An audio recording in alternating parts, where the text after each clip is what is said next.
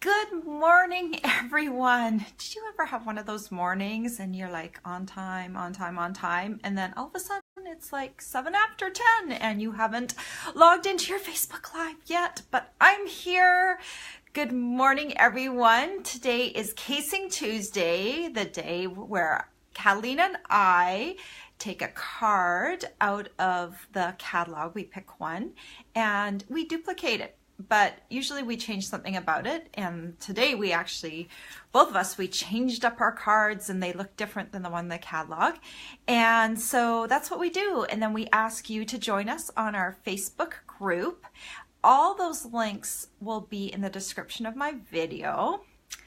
Today, if you go to my blog, you'll notice that there's no blog post for Casing Tuesday yet.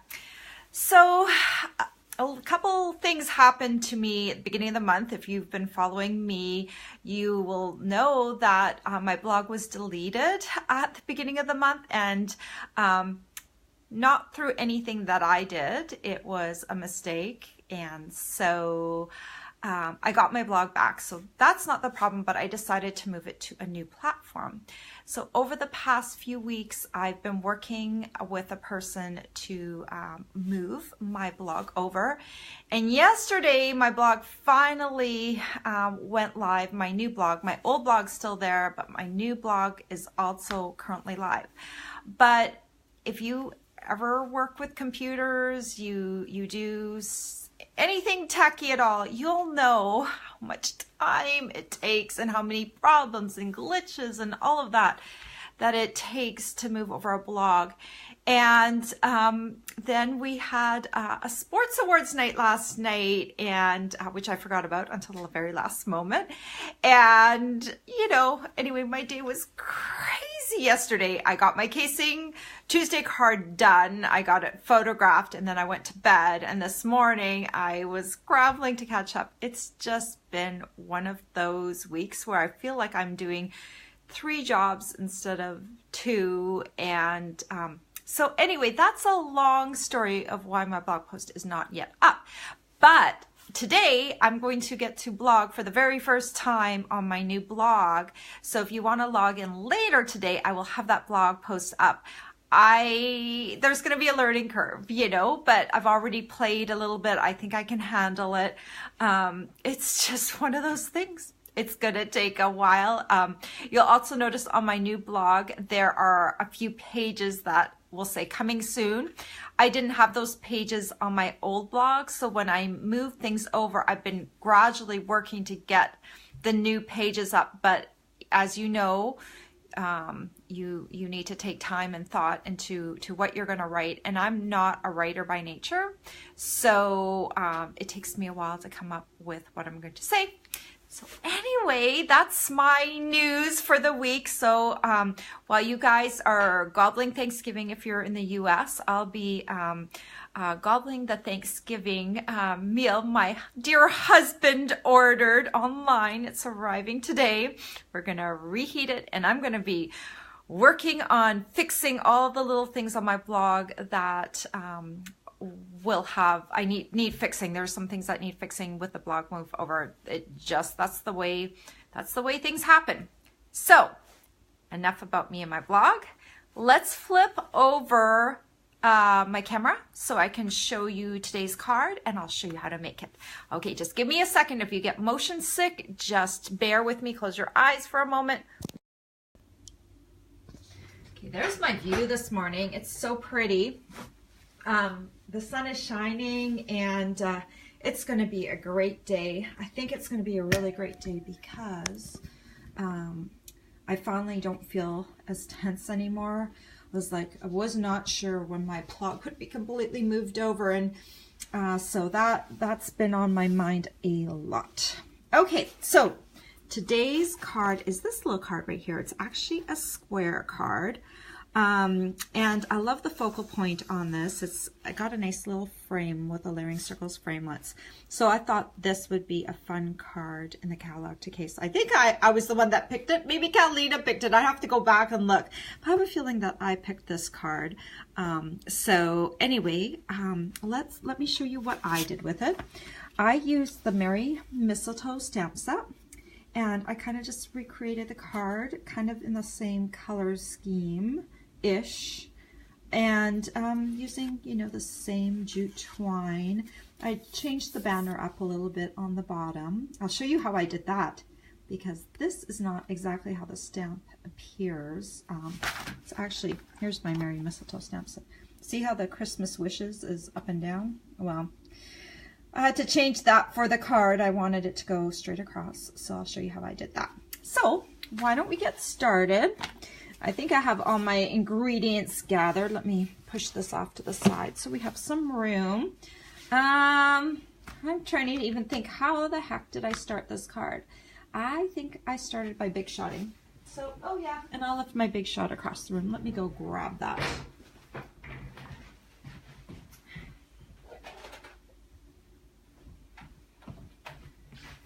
I had everything, you know, ready to go, but I didn't set it up quite right. So I need to create this frame. This is actually, the Whisper White piece is not on top. And I think that's the way it was in the card too. It looked like it was more of a frame than, but if you wanted to, you could also, you know, just do a layer on top. But I like the look of the frame so that the Whisper White piece was underneath. So how do I do that? So this Whisper White piece, I'm going to use the largest layering circles frameless, and I'm just going to cut out a circle. That will be just inside the scallops on the back. So that largest one won't quite show through, so it creates a great surface for me to stamp on in a moment. Then we need to create this frame, so I'm going to use the largest scallop circle in that collection and the second largest smooth circle. So how do I do that? These two don't cut together. This circle is just a little bit too large, the inner one, to fit inside. So I'm going to cut the scallop first and the smooth circle that goes underneath. I'll do those two first. Run that through. So this is the circle that goes underneath, and then I've got this one right here, which is going to create the frame. So now I'm going to take the second largest smooth circle, and I'm just going to nest that inside. You can see just a little bit of the scallops peeking through. You can cut it either way. You can cut the smooth circle first or the scallop circle. So just as long as you've got it centered, you know, you're good either way. And then this. And here is my circle. I think either way. You know what? So I'm just noticing the difference between the two. I cut it the opposite way when I did this one. So this one, you can kind of see there's a little bit more of a defined line. So that's kind of nice. It gives it a nice, like a little bit more texture. And this one is a little bit smoother because I cut the inner circle first and then the outer circle. I don't know why that is, but it is what it is. So I don't know. Did I just glue it the wrong way? No, it's just more defined. So yeah, I don't know why. I'll have to wrap my brain around that one another time. But those are the pieces that you need to be die cut. So let's do some stamping. And soft suede ink pad for the deer. And I'm going to just take him and ink him. This deer is on a D block. Stamp, stamp, stamp. I'm going to stamp him all the way to the left. So I don't know if you can see that. I've got my deer right in almost touching the circle, and the antlers almost touching on the top. And I've got it as far to the left as I can without coming off. So that's kind of what it looks like. And then I'm going to take my wild wasabi and this little tree. I've got the tree on a B block and ink that up, and I'm just going to stamp that just a little bit towards the deer. You want to make sure you have enough room so that you'll be able to put a rhinestone on the top and not have it interfere with the frame. And so now we need to bring these two pieces together. So I'm going to grab some of my Tombow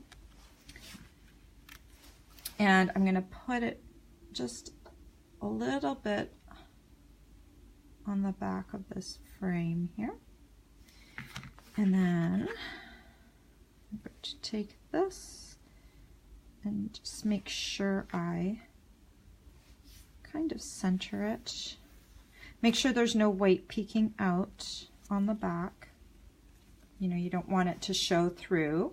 Okay, so the next thing I want to do is take my card base. So this is a little bit of a different card base because it's not your typical rectangle one. So I took a piece of 8.5 by 4 1/4 and I scored it at 4 1/4. So this card will be a 4 1/4 by 4 1/4 card on the front. So you could slip this inside a regular envelope that we use for our regular size cards, but you might want to slip an extra little piece of cardstock just so you don't have a floppy end of your envelope, or if you do that, just realize that one end of your envelope will be a little bit floppy, but you can use regular size envelopes. I don't believe that a 4 1/4 by 4 1/4 card, if you made an envelope for it, I think it's a little too small to be mailed by US Post. So you'd need to check to make sure if you were going to do that. But if you pop this in one of our medium envelopes, you'll be fine. So then I'm just going to take this and put some Tombow on the back. And this, I probably just want to center it roughly. Maybe it's a little closer to the top than the bottom. So about like that. Okay, so then the next thing that I'll do is I'm going to stamp this greeting down here, and I'm going to show you how I did that. You're going to need your real red ink pad. Let me just grab a D block just so I can show you. So this stamp, when you get it, it actually looks like this, except it's got more rubber all the way around on the outside. I took it and I cut in between the two, and I know some people hate to do that, but I'm like thinking, why not? If you want to stamp them in a different way, I can still bring the stamp together so it stamps exactly like it did before. But now I've got a more useful stamp, because now I can use Christmas, I can use wishes, I can use them separately, or I can configure them a little differently so that they'll fit on my card better. Because you can see, this would have been a really hard greeting to put on the card like that. It would have been different. It would have been down here in the corner, or it wouldn't have been on the front. It would have been on the inside. So just by doing that little cutting, and then I actually did trim right away, right around the stamp, and you'll want to do that because otherwise you can't get Christmas and wishes close together. And also there was a little bit of excess rubber up here that I kept, it kept catching on my, it kept getting inked up, and then I kept transferring the ink over onto my thing. So just a few quick snips, and I was able to take care of that. So then just make sure you line that up, and you'll probably, if you're doing this, you'll probably want to test stamp it once first on some scrap paper, just to make sure that you've got it lined up properly. I hope I've got it lined up after I took it off. If not, it will just look funny. Oh, before I ink it up, let me banner cut this thing. So I'm going to use the triple banner punch, and this is a 1/2 inch strip of cardstock. I've cut it to 5 1/4 by 1/2 inch. Okay, so I'm just going to slide it in on the center here. It doesn't fit in the slot perfectly, but I'm just going to eyeball it and stick it down the center, and then I'll punch it. And then I'll do the same thing for the other. So I just make sure it looks centered and then give it a punch. So that should be the perfect size to fit across here on the card. So then we're going to ink it up. Yep. I remember this from last night in my crazy frenzy to get this card done. There. That's pretty good. I'm kind of proud of myself. Okay. Sorry, had to grab some dimensionals. Those were also not within arm's reach. And then I'm just going to pop a few dimensionals on the back of this thing because I want this greeting to pop up a little bit. And get rid of the little backings. And then I can pop this across here. Make sure it's centered like that. And just a couple more things. I'm going to add some jute twine. So you know I like to unravel my jute twine. That's the way I like it. I find it's a little too thick to have the regular jute twine on cards. I like the fact that you can make it a little bit thinner. So I cut myself a strand, and then you can get 3 strands from that bigger thread. So I already unraveled one of them to get the one for the first card, and I'm just going to unravel these 2 strands that are left. And here is one of the strands that is remaining. It also kind of has this spring to it. It's got kind of a wavy pattern to it. So I kind of like that too. It makes it look a little different than just having straight jute twine. So I'll just tie this up around the top. So I'll just create a little knot here, and you know how I love to use locking tweezers. So I'm just going to come in and clamp my knot like that. And then I'm just going to tie it.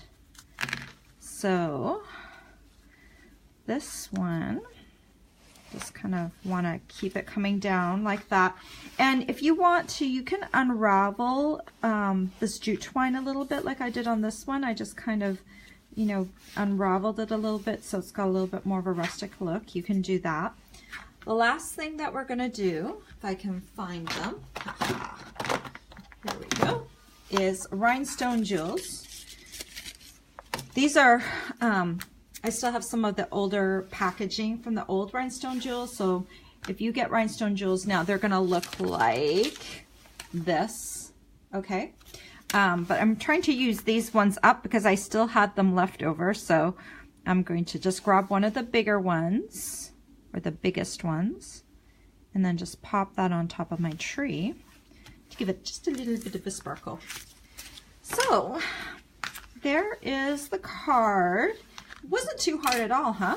And I love, again, this gave me the starting point. Last night my brain really was fried.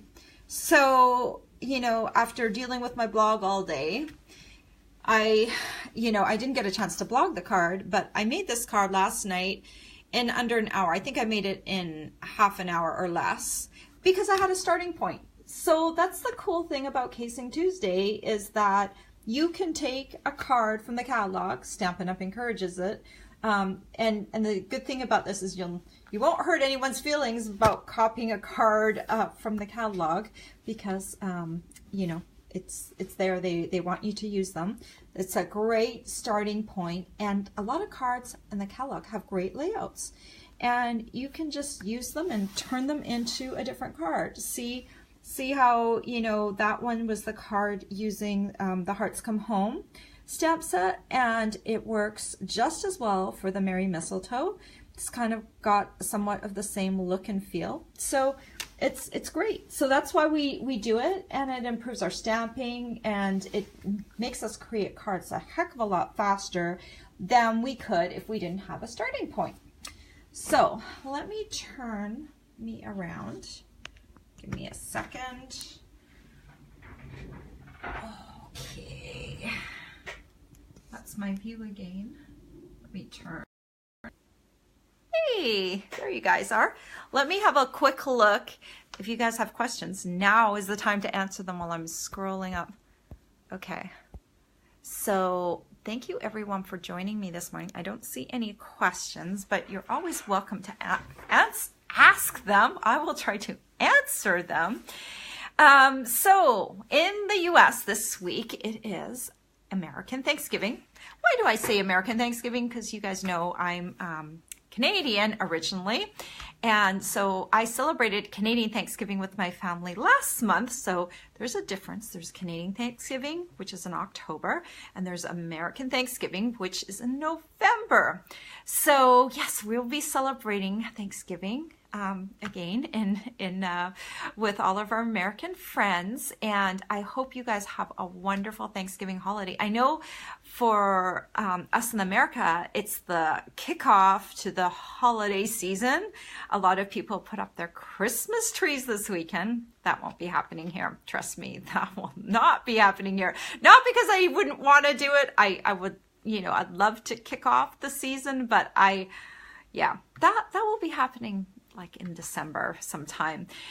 So if you guys do that and you get your tree up and everything like that, kudos to you, because I will not be doing that this weekend, but I hope you guys all have a great Thanksgiving. And I know here in the US, we have a lot to be thankful for. And I'm thankful to have this hobby that allows me to share things with everyone. So there's so much that we can be thankful for. So give someone a hug, hand someone a card while you're out there in Thanksgiving mode and celebrating. And I hope you guys all have a safe and happy Thanksgiving holiday weekend.